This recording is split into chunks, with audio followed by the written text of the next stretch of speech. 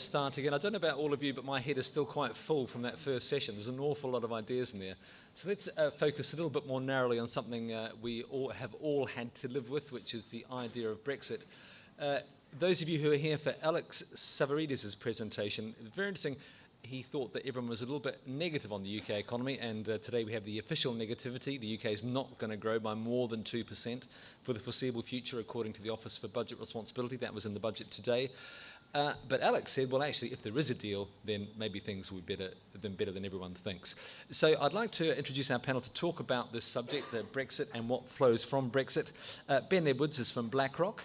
Mark Misnick is from Artemis, James Ilsley from JP Morgan Asset Management, and Anthony Willis from BMO Global Asset Management. And I'd like to start really where Alex left off and ask all of you, in turn starting with Ben, what your working assumption is about a deal, the type of deal, or perhaps no deal at all.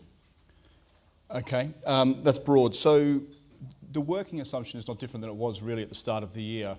Which was that there is some sort of constructive agreement somewhere, something that involves a transition, and it's somewhere between Canada and something that's better than that in terms of a deal.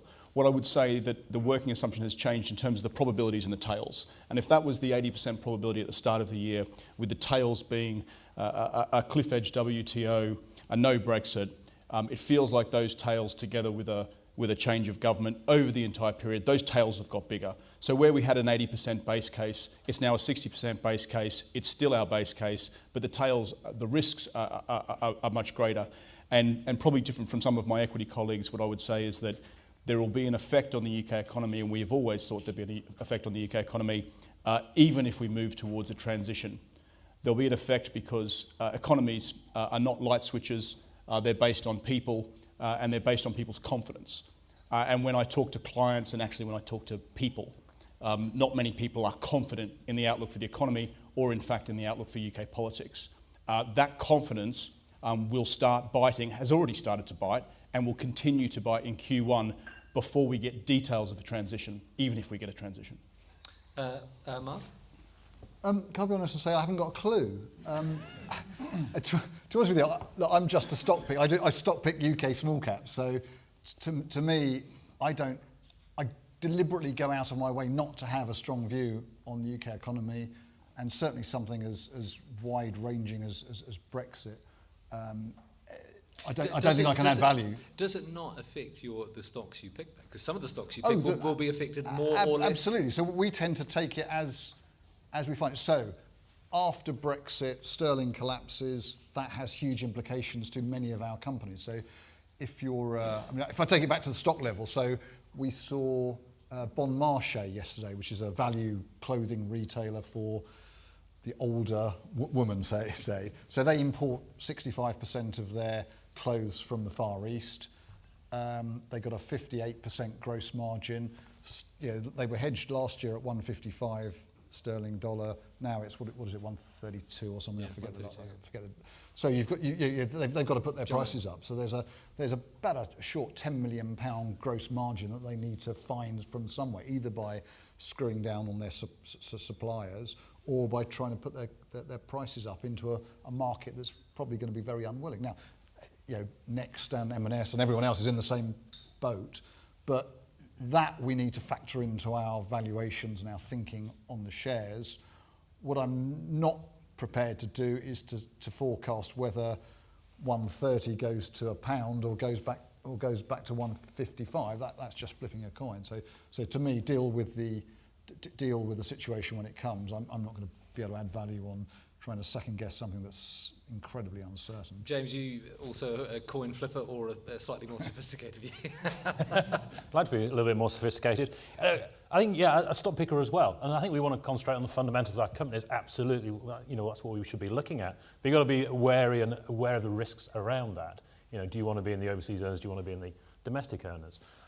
Central scenario, central case, yes, we'll get a deal. It's in everybody's interest. I think we're all aware of that. It's in the UK's interest, obviously, to get some sort of deal. It's clearly in the EU's interest to get some sort of deal. And it's probably in Barnier's political interest to get a deal, given where he wants to progress his career. He doesn't want to have a no deal on his CV. So I think there's a lot of stars aligned that should say there will be a deal. But when you think about what the EU normally does, it waits for some sort of crisis event, and then the politicians tend to focus. It's hard to see what that crisis event is as we sit here, but perhaps, we've seen some movement over the last couple of days that maybe we'll get something in December. So central case scenario, yes, we'll get some sort of deal. It's probably a standstill. And then we have rules as is while we work out what the trade agreement is 2 years down the track. So that's what we're thinking about. Anthony? Yeah, I think I'd echo that. I think a trade deal is likely at some stage down the line. It's just going to be a lot of noise before we get there. So I think it's over 500 days since the referendum vote, but with less than 500 days to go now until we leave, in theory. That means there's a lot to be done between now and March 2019. As you said, there's going to be lots more noise, lots more brinkmanship. We need a crisis to really push this through. I think the key date in the near term is the EU summit next month, the 14th, 15th, I think it is. It seems like we need to put some more money on the table before that. That will then, in theory, unlock potential trade negotiations and bring us closer to that trade deal. We need a transition agreement. This trade deal is going to take a long, long time. You only have to look at Canada, for example. That was only a goods deal, and that took close to a decade. The UK is looking for a far wider deal than that. So it's going to take a long, long time. It involves a lot of work and a lot of people that probably haven't even been employed yet. So with those kind of assumptions on the table, what do all of you think about the UK economy? We heard today from the Office of Budget Responsibility looking at 1.4% growth next year and pretty much the same, as far as the eye can see. Ben, do you think that's an overly gloomy idea? If there is, as there seems to be some kind of consensus, there will be a deal of some kind? No, I mean, I don't think it's overly gloomy. It's not particularly pleasant. But I think it was ridiculous to believe that the UK economy would fall off a cliff 3 weeks after a referendum vote. But I think it was equally as ridiculous to believe that if it hadn't fallen off a cliff after 3 months, that it wouldn't. And it goes to my point is, I'm not sure, clearly having a transition deal in place and moving towards an agreement, which will take further time, even though Barnier would like those two things to happen apparently together between February and October and to be done in time for March, which seems ridiculous, is the case. The UK economy, again, is built on confidence. I don't think it will have that confidence. And I think we had the CBI talk about 10% of businesses or its members that it polled had pulled the ripcord on transition, on contingency agreements or planning up until this point, and 60% would have done that by the end of Q1. My working assumption is that we will have a deal, as I said. I think that working assumption has become slightly less probable. But I think that businesses in the UK will start to manage risks within their own businesses before we get that deal, because they won't have the details to have the confidence to continue as they are. So I think as we move towards the end of Q1, I think we will have seen investment start to come off. I think we will see businesses start to move some, not all, of the threatened employees outside of the UK, particularly in finance, and I think that will have an effect on the economy. So I don't think they're overly gloomy. I think it is sensible to play for risk in a time where we have a large amount of uncertainty. I'm just going to pick up one of those things, because yes, the CBI also came out with a survey. The manufacturing industry in the UK has got a 30-year high in terms of order book. So there's always going to be winners and losers in any economic development, and clearly at the moment sterling is hyper competitive. Purchasing power parity would argue somewhere in the 150s against the dollar, and so the manufacturing sector probably going gangbusters, and that's reflected in the CBI data. But the manufacturing sector is the one sector in the economy that we would expect to do well, and in fact exports haven't picked up in the way that many predicted based on the fall in sterling. It's also quite small compared to the consumers who are hurting. It's something, 8-9% of GDP, something like manufacturing. Also, the thing that I can't quite understand is that the CBI and other surveys come out with very positive numbers around manufacturing, but the business confidence across the board, including manufacturing, is at not all-time lows, but very close to those. Mark, you talked to a lot of company management. Can you try and explain this paradox of some sectors doing well, but across the board confidence being very low? Or do you think the surveys are accurate even? I tend to not pay much attention to surveys. Certainly the company management teams that are coming through our door, immediately after Brexit, the typical kind of CEO, FD was saying everything's fine, but then when you dig a little bit, things were being put off a little bit. Did they stop spending? There was some hesitation, yeah. So big deals, we spoke to one house builder who had stopped buying land for a few months. As time has gone on and nothing's happened massively negative to the economy, that confidence has come back a bit and it's now business as usual. When you speak to management teams, they say everything's fine. We don't. Basically, management teams don't know. They have no more idea than you and I about what's going to happen after Brexit, and yeah. What is interesting actually about the exports? So I was speaking to Severfield, one of our investments, is the Structural steel business.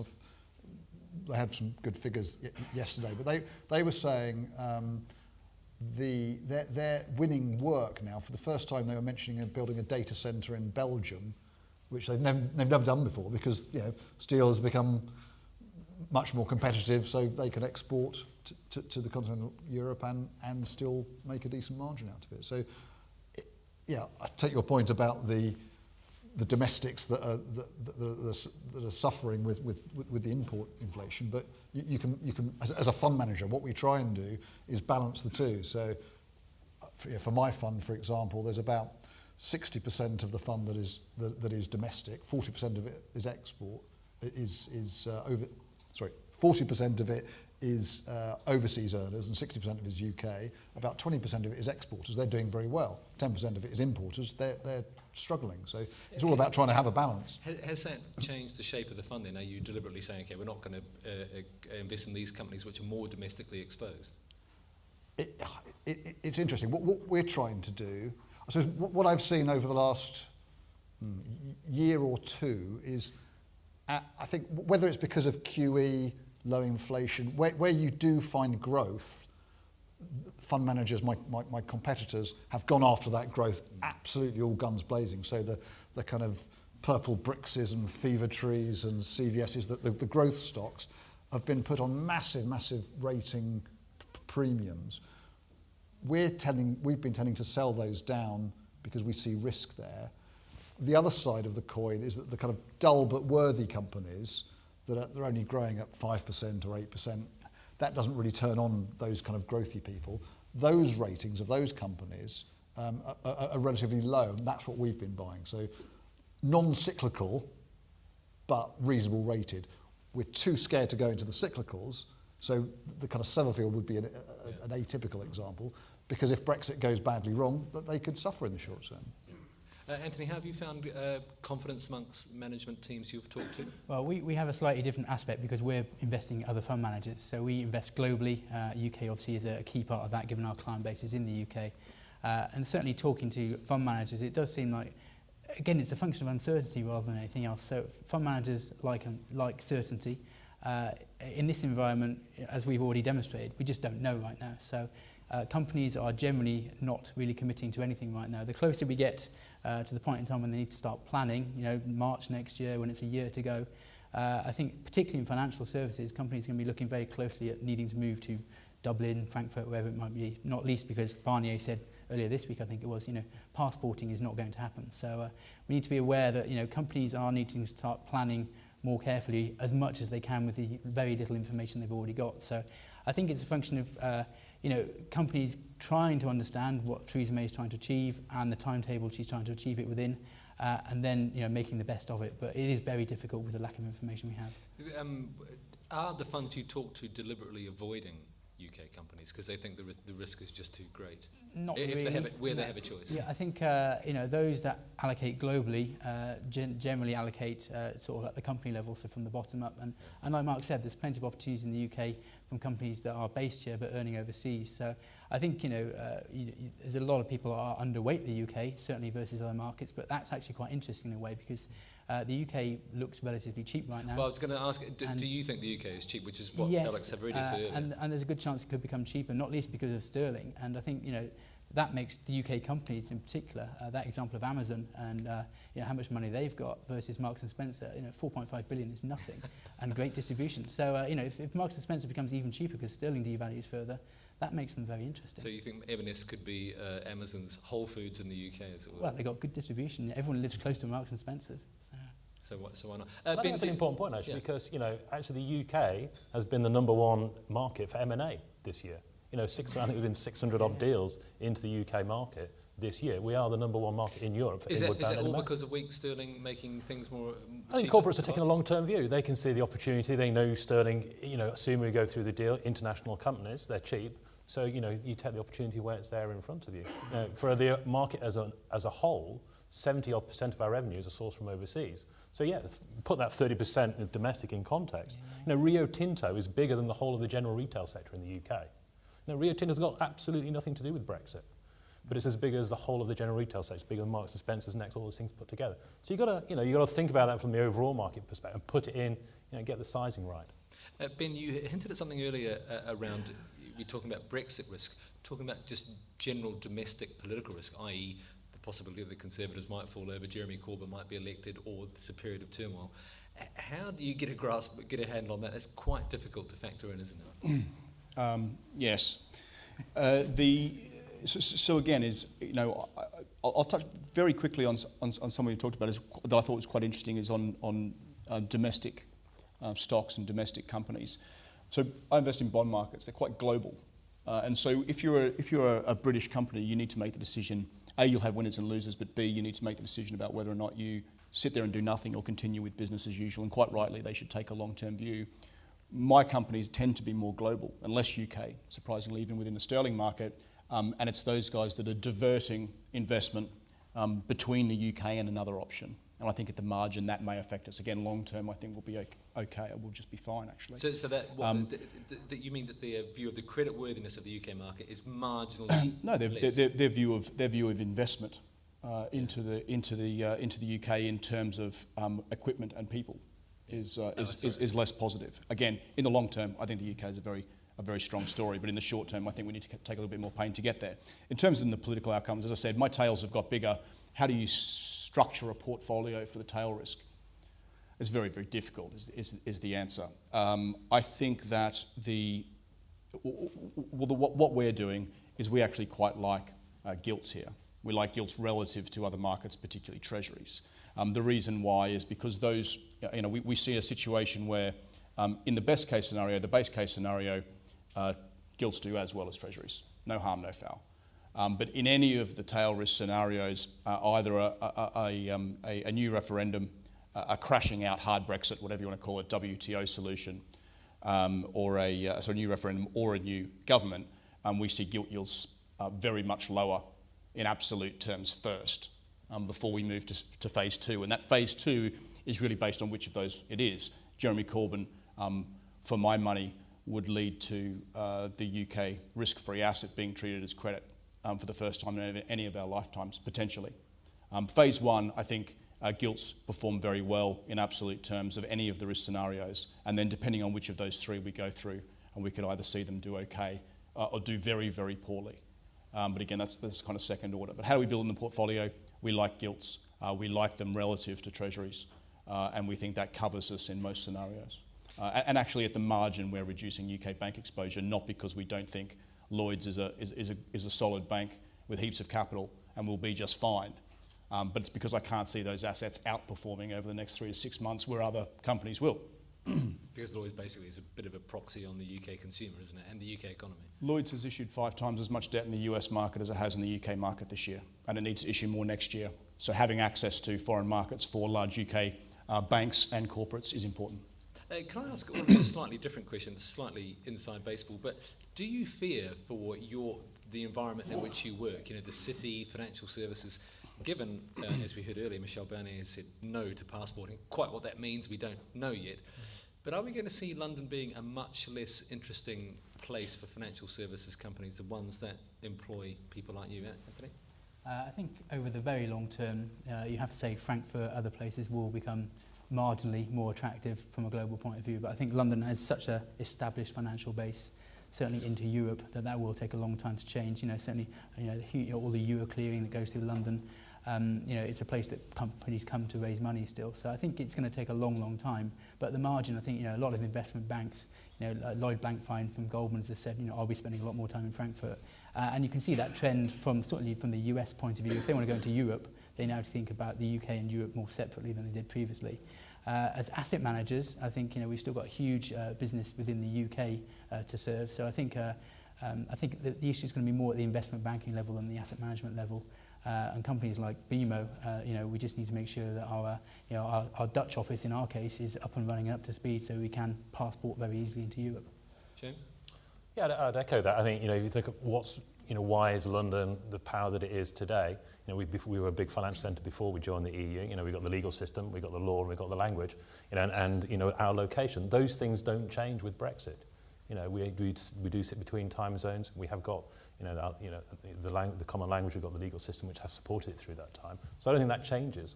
You think about the infrastructure. We can talk about these jobs moving to Frankfurt, but just think about the power and the utilities that go into a big office block. You can't recreate that overnight. Some people forget about the hurdles about moving this infrastructure overseas. So, I think, yes, there will be some marginal changes, but over the medium term, I don't see London, losing its status in any great sense. Mark, I imagine it'd be quite hard to do your job from Dublin or Frankfurt. Or maybe you could. Yeah, well, I'm based in Edinburgh, so I don't really... I'm in London quite a bit, but I think at the edges, it is a negative. But I certainly agree that London, it certainly has bounced back quite well from past crashes and issues. So I don't know is the honest answer, but I think it would be a dangerous call to say London's going to become a kind of a tertiary financial centre. And financial services do have a way of finding the way round things, don't they? Yeah, if the worst comes to the worst. Ben, can I just ask you a view about sort of the continent cut off from the UK, as it were? Is Brexit going to mean anything for them? We've seen what's happened to Angela Merkel in the last few days. Does it increase political risks within the Eurozone, within the remaining European Union? I think at the start of the process, clearly the Europeans thought that it did. And it was at a time when they were at a very weak spot for political cohesion. And there was a risk certainly in the mind of some of the Europeans that a Brexit would fracture the project. In fact, it's worked almost the reverse of that, hasn't it? That given a common adversary, we've managed to bind them together against us for now.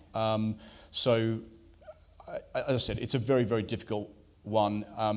If anything, what's somewhat ironic is that the UK, in a lot of ways, was holding Europe back from taking the next step of knitting itself together. We were the odd man out in terms of the currency and a lot of the other regulatory environment. So I would like to think that for the good of Europe, Brexit will mean that they can take the necessary steps forward for banking union and further fiscal cohesion. But it's, as I think we talked about earlier, is that the Europeans have a history of not doing anything unless it's the last minute. My own belief is whatever we're going through this week and up until the middle of December, it doesn't feel like the sort of crisis that in the past has brought European leaders to the table, and it might be that we need to have a more acute session before they come to the fore. Clearly, Merkel's time is being, or her attention is being devoted elsewhere at the moment, and it means that our strategy all the way along of appealing straight to the German and the French leadership to go around Brussels has certainly taken a knock. The idea that David Davis thought it was a good idea to appeal to the Italian, Spanish, Polish and Danes to work on our behalf to move around the flanks of Brussels felt like he'd grossly misread their ability to move things along. So, I think it's interesting, but I've got no strong view on which way we go from here. Could we finish up perhaps back on the UK market? And Mark, if I could ask you talked a bit about a company that you found interesting, Severfield Ryan, and other ones that have a direct hit from a weaker sterling like Bon Marché. Are there any others that you can name who you think might be surprise performers, given the sort of slightly gloomy view of the UK economy we've been talking about? Just not to put you on the spot, right? So you want me to plug my biggest holding on? Yeah, exactly. Surprise performance. Well, I suppose, to date, with sterling's devaluation, anything export has done very, very well. So I don't know, in my portfolio, I'm just trying to think of one that would be interesting to talk about. Yeah, I don't own Spirex, but yeah, I suppose Spirex would have done very well. I mean, they export Spirex. quite GKN? quite a lot. Yeah, again, Maybe that's not GK. as a big, yeah. So, yeah, if you're suddenly competitive, you're 20% more competitive than you were a year ago. So, yeah. What I tend to do is I try and To take away all the macro. To me, macroeconomic views change daily. What I want to do is nullify all of that and try and pick out good companies that can weather good and bad. That's what we're about. So, James, you were going to volunteer a name there. Any others that crop up? Yeah, I mean, I suppose one of the fallouts of what happened in the 70s and 80s in the UK is the engineers that we have got left that are quoted are very high quality, and actually they have offshored an awful lot of their operations and have matched, production to where the sales are. So actually a lot of our exporters, or a lot of our international earners, are quite hedged by operation.